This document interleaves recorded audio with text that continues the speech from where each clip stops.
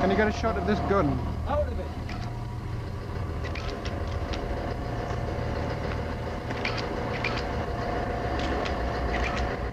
How you doing? All right, Should you have a seat over in that chair, please? I was looking up to see how to get to where you are. Still thinking about me? Television has always been a window into the world, but sometimes what slips through that screen is far darker than anyone ever intended. Like this first video from July 7th, 2012. Si dicen la verdad hasta el final, podrían ganar 50,000 soles. Television host Beto Ortiz steps onto the set for the very first episode of a brand new Peruvian talk show, El Valor de la Verdad, or The Value of Truth. The premise is simple and brutal. Contestants are strapped to a polygraph and asked deeply personal questions. If they answer truthfully, they win more money with each round. But the questions get more uncomfortable as the game goes on, and if the machine detects a lie, it's all over. There's another twist. The contestant is seated right next to their loved ones while answering questions. Questions that often involve them. The show quickly became known for its awkward, painful moments, but also for how addictive it was to watch. And this very first episode was unlike anything people had seen on TV before. The contestant was Ruth Thalia Sanchez, a 19-year-old call center worker. She came onto the show with a dream of becoming famous and changing her life. Sitting beside her were her parents and her boyfriend, Brian Romero Lavilla. Ruth had grown up in poverty, and the cash prize could have transformed her entire future. That might be why she was so open, sometimes painfully so. She answered every question with brutal honesty. At one point, she admitted she wished she were white. In another, she said she was embarrassed by her parents' manners.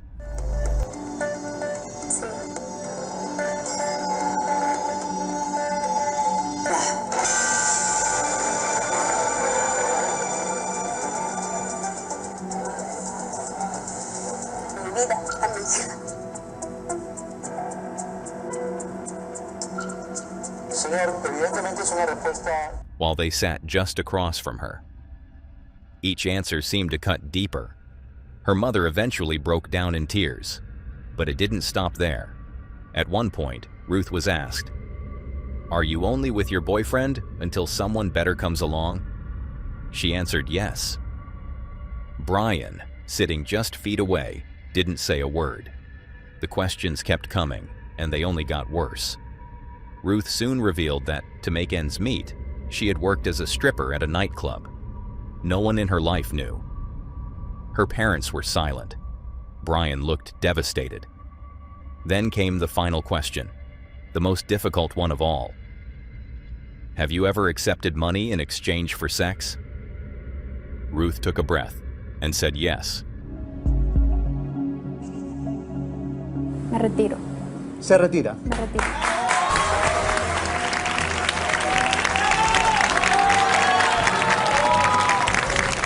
She was just 3 questions away from the grand prize, but the show ended there. The reaction was intense. Some viewers praised Ruth for her honesty, calling her brave. Others criticized her for humiliating her family, especially Brian, in front of the entire country. Still, the episode became a massive hit. The network reportedly aired it for 12 weeks in a row. Ruth became instantly famous, appearing on news programs and talk shows. She'd finally gotten what she wanted: money, attention, and a new life. She walked away with 15,000 sols, around $5,800 at the time. For a brief moment, it seemed like everything had worked out. But then, Ruth disappeared. She stopped answering her phone. She missed appointments. Her house sat empty for days. 10 days passed with no sign of her. The community launched a massive search. Her parents and Brian, the same people who had stood beside her on the show, led the charge. Eventually, police made a grim discovery. Ruth's body had been buried in a shallow grave. She had died from asphyxiation. It was a clear case of murder, and there was only one real suspect. Just before she went missing, Ruth had appeared on another TV program. Her energy was low. She looked distant. She spoke about how her relationship with Brian had ended. most likely because of everything that had happened on the value of truth. Police brought Brian in for questioning. Eventually, he confessed. He said he was angry and humiliated by how Ruth had exposed him on national TV. He also believed he deserved a portion of the money she had won. Brian went to Ruth's house and gave her sleeping pills. Then, while she was unconscious, he assaulted her and killed her. He buried her body, hoping no one would ever find it. He was eventually found guilty and sentenced to life in prison. Despite the horror that followed its debut episode, The Value of Truth remained a popular show for years. But nothing ever came close to that first broadcast, a program that gave birth to a national scandal, a wave of uncomfortable conversations, and one of the darkest tragedies in television history. But not as dark as this next story. This story takes us to the quiet countryside of Buttsfield, England, a peaceful-looking place that would become the scene of one of the darkest moments ever captured on live television. Here, a man named Albert Dryden had been living a mostly solitary life following his retirement from the steel industry. With time on his hands, Dryden began working on a piece of land he had purchased nearby. His goal was to build a small bungalow for his elderly mother to stay in during the summer, and reportedly, a fallout shelter for himself. But from the very beginning, there were problems. The local government, Derwentside District Council, denied Dryden's permit request to build on the land. But he ignored the ruling. Instead of building a house in the traditional way, he dug deep into the earth and started construction underground, claiming it was a home in a hole. Because it only rose about 8 feet above ground level, Dryden believed he had found a legal loophole. He was wrong. The council disagreed, and tensions quickly began to rise. Over time, the situation only worsened. The new head of the council, Harry Collinson, was assigned to handle the case. He sent Dryden an official letter ordering him to stop construction and tear down what he had already built.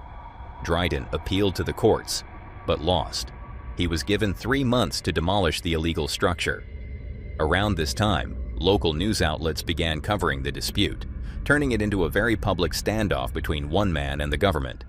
Dryden refused to comply. Eventually, the council made a decision. They would demolish the building themselves. So, on June 20th, 1991, Harry Collinson arrived at the property with a demolition team, several police officers, and a BBC News crew ready to document the event. Behind the property gate, Albert Dryden stood, holding up 2 letters, which he believed gave him the right to continue building. Read that. That's an official letter, and there's an appeal in. There's an inspector coming out on this site in 5 weeks' time. Well, it doesn't show that. I'll be ready to pay. Well, I have another letter confirming that. Can you show me the other letter? I'm not going to show you the other letter, but this chap's coming out in 5 weeks' time. Well, all as I'm asking is to wait 5 weeks for the outcome, maybe 6 weeks. It'll take a week after he's been out. I'm satisfied, Albert, that there's nothing in these documents that affects the legality of the enforcement notice that the inspector has confirmed. But his request for more time was ignored. His frustration quickly turned to anger. His voice grew louder, his tone more aggressive. If you don't open the gate, now we'll obviously have to take the fence down with the machine.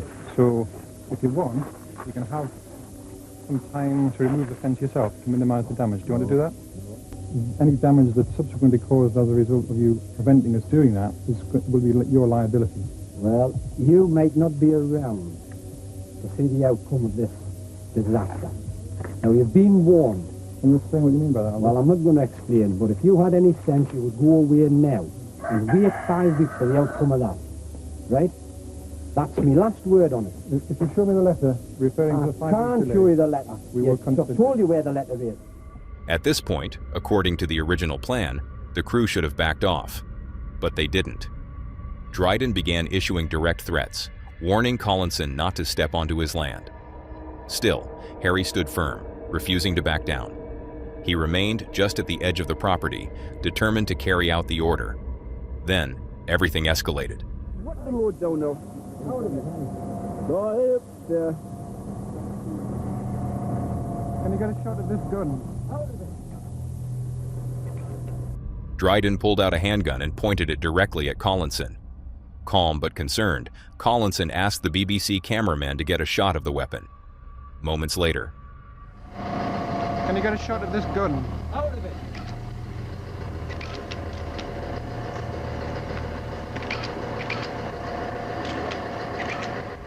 Dryden fired. He shot Harry Collinson in the chest, killing him instantly, then turned the gun toward the crowd and fired again. As more shots were fired from a pistol, the camera crew and Look North reporter Tony Belmont ran for cover. We were standing watching what was going on, and then a shot rang out at the chief planner, fell to the ground, and I felt a shot in the arm, and I've clearly been shot here in the arm. The scene broke into chaos. People screamed and scrambled for cover. Reporters and camera crews dove to the ground. Among them was journalist Tony Belmont, who had been filming nearby. We were standing there, watching what was going on, and then a shot rang out. The chief planner fell to the ground, and I felt a shot in my arm. I've clearly been shot here in the arm. As the camera team fled to safety, it became clear that 2 people had been injured, one BBC journalist and a police officer.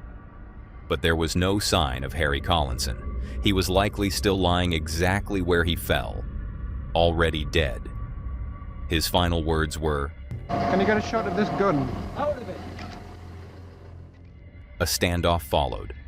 Dryden claimed that his land was wired with booby traps and explosives. He warned police not to enter, but it turned out to be a bluff. After a few tense hours, officers moved in and arrested him. He was charged with murder and sentenced to life in prison. Despite the violence of that day, Dryden gained an unexpected following. Some viewed him as a kind of anti-government folk hero. Over the years, his story became legend, a tale of one man who stood his ground, no matter the cost. In 2017, after suffering a massive stroke, Albert Dryden was released from prison on compassionate grounds. He died the following year, but his name and the horrifying footage captured that day will forever be linked to one of the darkest, most disturbing moments ever broadcast on British television. But things go beyond that, like this television show in Chile. In Chile, there was a television game show that many viewers saw as harmless fun. During its run, it was considered a success, entertaining, family-friendly, and nothing out of the ordinary. That's why many people who watched it would likely be surprised to see it featured in a video like this, because it wasn't the kind of program where you'd expect something dark or disturbing to happen. And for most of its time on air, that was true, until one fateful day in September.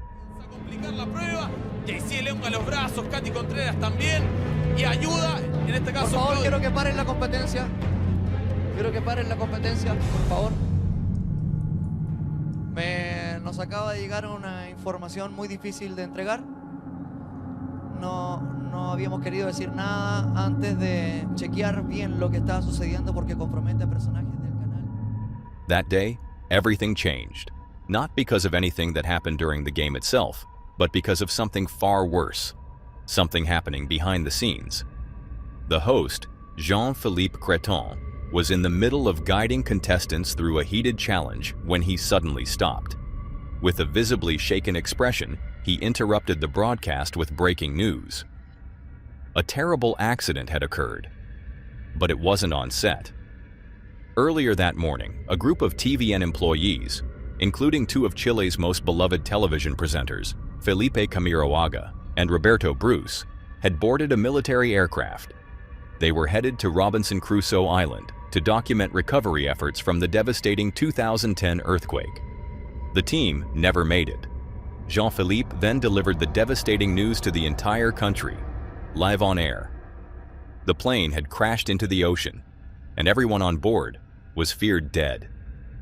The loss was overwhelming, not only for the audience, but especially for the TVN network, which had just lost some of its most prominent figures, close colleagues, and longtime friends.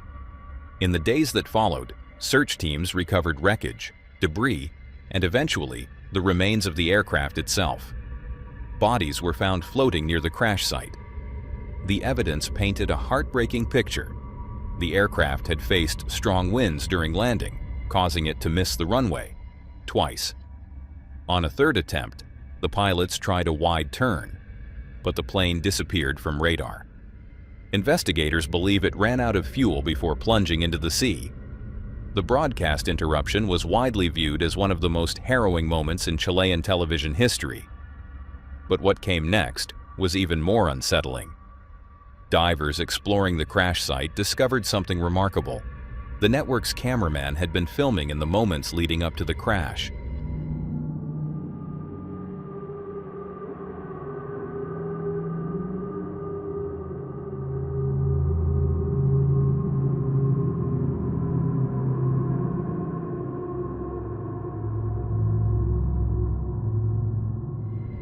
He had captured footage of every person on board, all of them smiling, talking, unaware that these were the final minutes of their lives.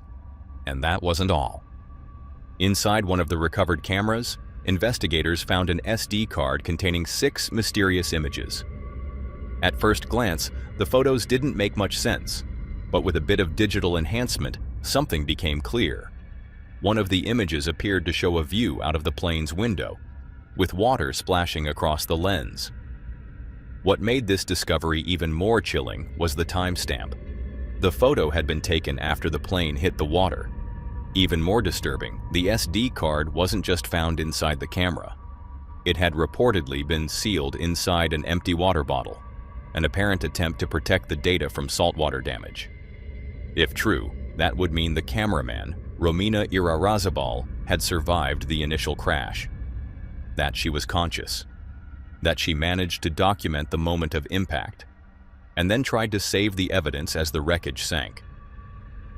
If that theory is correct, Romina may have drowned, alone, in the dark, cold depths of the ocean, while her final act was trying to preserve the truth. To this day, the mid-broadcast announcement, the recovered footage, and those eerie, unexplained photos come together to form one of the most haunting stories ever captured on live television. A tragic reminder that even in the most ordinary settings, something unimaginable can unfold in an instant. And the same can be said about what happens in the next video. If you've spent any time on YouTube, chances are you've come across clips from To Catch a Predator. During its original run on Dateline NBC, the show was massively popular, and its host, Chris Hansen, quickly became a household name for confronting internet predators on national television. How you doing? All right. Should you have a seat over in that chair, please? How you doing? Why don't you have a seat right over there? At the time, there was nothing else like it. It was gripping, shocking, and strangely captivating. A show that felt both like justice and entertainment rolled into one. That mix is probably why the series found a second life online. Even today, many of the episodes have been viewed over 50 million times on YouTube. But for a show that was so well known, so popular, it didn't last long, just 3 years. That's when I started wondering, how could something this successful vanish so suddenly? The answer is darker than you might expect. In the fall of 2007, the team behind To Catch a Predator, along with the group they worked with, Perverted Justice, set up another sting. This time, they used a fake MySpace profile, posing as a 13-year-old boy. Before long, an adult male reached out.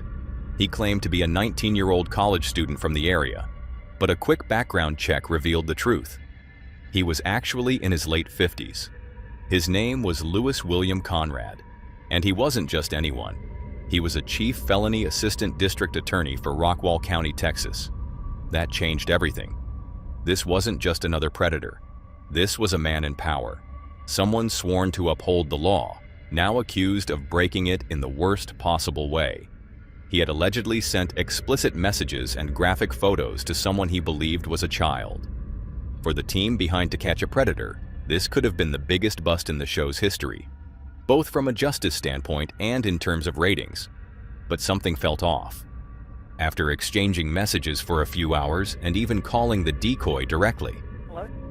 Hey, Will. Hey, what are you doing? Nothing. What are you doing? Nothing. No? No, I was looking up to see how to get to where you are. Still thinking about me? Yeah, where's your right hand? It's in my pocket. In your pocket? And what are you doing with your right hand in your pocket? Conrad suddenly went quiet. He stopped replying. He started deleting everything on his account. And after a few days, it became clear he wasn't going to show up at the Sting house. No footage, no confrontation, no arrest. But instead of letting it go, the team decided to try something they'd never done before: bring the Sting to him. On November 5th, 2007, Chris Hansen, his crew, and local officers headed to Conrad's house. They had an arrest warrant and a search warrant in hand, but both documents were reportedly filled with errors, including the wrong date and even the wrong county. Many believed the warrants wouldn't hold up in court. Still, the team pushed forward. Officers tried calling Conrad. Then they knocked on his door for hours, but there was no response. Growing impatient, they brought in a SWAT team to escalate the situation. Around 3 p.m., they breached the house. Officers stormed in with weapons drawn. Outside, the cameras rolled, waiting for the moment Louis Conrad would be led away in handcuffs. But what happened next wasn't what anyone expected. Inside the home, Conrad reportedly called out, "I'm not going to hurt anybody." Then he pulled out a handgun. The officers line up in formation and head to the back of the house. Then we hear a faint crack. The officers force their way in. For almost 5 minutes, we don't see or hear anything. Then Lieutenant Adana Barber of the Murphy Police Department comes out and tells us what happened. As they made entry, they confronted the suspect. I believe he was in the hallway, and he told them he wasn't going to hurt them. And he had a pistol in his hand. He didn't point it at police. Instead, he turned the weapon on himself. A single gunshot rang out. Officers lined up and entered the home. Then, silence. For almost 5 minutes, there was no movement, no word. Finally, Lieutenant Adana Barber of the Murphy Police Department stepped outside to give a grim update. "I believe he's in the hallway. He told them he wasn't going to hurt them. Then he had a pistol in his hand." That one gunshot marked the end of To Catch a Predator. In the days that followed, NBC was hit with a $105 million lawsuit filed by Conrad's sister. Though the case was settled privately with no public outcome, the damage was already done. The media turned on the show, questioning its ethics. Critics accused it of being more about entertainment than actual justice. Now there are serious questions about what goes on behind the scenes. Whose sting was this? The police departments or the vigilantes hired by Dateline? You don't have the full transcripts? I don't know. That's exactly part of my problem. The police department can't tell me whether or not I have the full transcripts. Did your arresting officers, did they see the chats before they made the arrest? In some cases, yes. Did they see the entire chats? Making it impossible, says District Attorney Roach, to mount a successful prosecution. Charges have been dropped against every single person arrested in the Murphy sting. The backlash was swift and severe. And just like that, To Catch a Predator was canceled. It was an abrupt, tragic end to one of the most compelling and controversial television programs ever made. A show built on exposing the darkest parts of the internet, brought down by one dark moment of its own. But what's even darker is the story of the Philpot family. Nearly 19 years ago, a strange story began to appear in British tabloids. It was about a man named Mick Philpot, someone who, at first glance, didn't seem like the kind of person who'd end up in the news. He wasn't chasing fame, but the way he lived his life made him a media sensation, for all the wrong reasons. At the time, Mick was almost 50 years old. He had 15 children, with 5 different women. 2 of those women were actually living with him, and he switched between their homes in what many described as a love triangle. But it wasn't just the unusual living situation or the number of kids that drew attention. It was the way Mick seemed to avoid work altogether. He openly lived off government benefits, while both his pregnant wife and pregnant girlfriend were working full-time jobs. On the surface, the story might seem bizarre or even a little comical, but there was something much darker underneath. Mick had a pattern of targeting vulnerable young girls. He would groom them and eventually get them pregnant. His wife, Mered, was 18 when they started dating, and she wasn't even the youngest. When Mick was 37, he began a relationship with a 14-year-old girl who later ran away with him when she turned 16. He also had a long history of violence. Mick was known to abuse his partners, both physically and emotionally. In one case, he stabbed his ex-girlfriend 12 times, then turned the knife on her mother when she tried to help. His reason? He said he didn't like how much time the woman spent caring for a baby. Miraculously, both women survived. For this attack, Mick was sentenced to 7 years in prison. He was released in the 1980s and quickly returned to his old behavior. Despite everything, Mick remained free, and even more shocking, the government continued to support his lifestyle through benefits. When newspapers began reporting on him again, it was mostly about his growing number of children. Mick used that platform to complain that his government support wasn't enough. He wanted more. Eventually, TV producers took notice and invited Mick and his 2 partners onto the Jeremy Kyle show. That episode would go on to show Mick's temper on full display. Me, I said your kids, when they came here today, were well behaved and well mannered and well groomed. No newspapers said that, so you should be apologising to me because I hadn't even started on you. Listen, you want to start? You start! You start! Tupac can! Tupac can! Are you sure? I did nothing. At one point, Mered and Lisa Willis, his wife and girlfriend, were brought out to talk about their relationship. Surprisingly, both women said they were happy and didn't see anything wrong with the arrangement. Do you not get slightly peeved that she is Mrs. Mick and you're Mistress Mick? No. I'm being serious. No, I don't. You don't bother me one bit. The host seemed frustrated. He expected drama, maybe even a breakdown, but got the opposite. 2 calm women defending their shared life with Mick. Where is your dignity? You're 22. Don't you want a bloke to yourself? He just said, I agree with you. When you grew up, did you think you were going to share your bloke with another woman? I didn't actually know. But 2 mums is better for all the kids. Or confusing? No. After that, public interest faded. The tabloids moved on. Mick, his partners, and his 15 children slipped out of the headlines. Until 2012. That year, something terrible happened.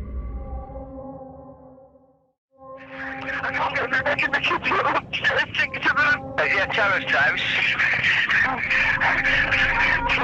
Yeah, we've got the police on the way. Have you any idea what's caused the fire? I've no idea, but it's been woke up by day long. There's smoke everywhere.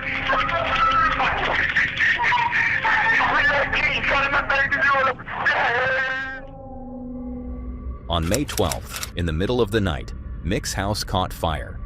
He, Mered, and several of their children were asleep inside. They managed to escape with some of the kids, but 6 of them, all under the age of 10, were trapped upstairs. None of them made it out. By May 16th, the tragedy was all over the news. People across the country were heartbroken. Locals donated money for the children's funeral, and Mick and Mered appeared in the media to express their thanks. I've actually been down to our home, and what we saw, we just cannot believe it. To see this community to come together like that, it's just too overwhelming. But there's one thing I would request is please leave my family alone. If you've got any questions or anything at all, please don't come through me or my family. Please go to the police. It could have ended there. A horrible story, but one that faded with time. But then, police found something unusual. While investigating the remains of the house, officers discovered gasoline in the mailbox. It was a sign the fire had been started on purpose. On top of that, Mick was due in court that same morning. He was trying to get custody of the kids he shared with Lisa Willis, his former girlfriend. What most people didn't know was that Mick and Lisa had broken up years earlier. They were now locked in a bitter custody battle. Some began to wonder, had Lisa set the fire out of revenge? That's exactly what Mick wanted people to think. Tell me what you said to him. What you said about me trying to go in. You tried everything you could to get in. Like I said to him, I wanted to run through the flames, up the stairs. Was you crying when you were saying it? How bad? Not really, really bad, but I did cry. That's hysterical. The fingerprint on the window. That's it. A few discrepancies. That's all it is. It's my fault that the family's gone. It's my fault we lost our children. But the truth was very different. Police decided to bug a hotel room where Mick and Mered were staying. That's when they caught a recorded confession. Mick, Mered, and a friend named Paul Mosley had started the fire themselves. Their goal wasn't to harm the children. They wanted to start a small fire, rescue the kids just in time, and make themselves look like heroes. Then they'd blame Lisa, hoping she'd be arrested, and they'd win custody of her children. But the plan failed. The fire spread too fast. The kids upstairs couldn't be saved, and in trying to gain more children, Mick ended up killing 6 of his own.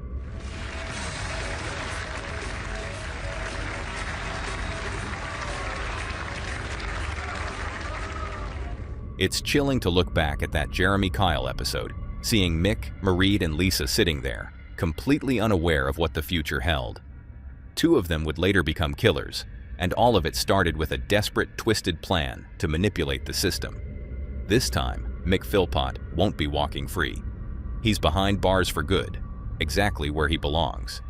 But sometimes, people end up in places they don't belong.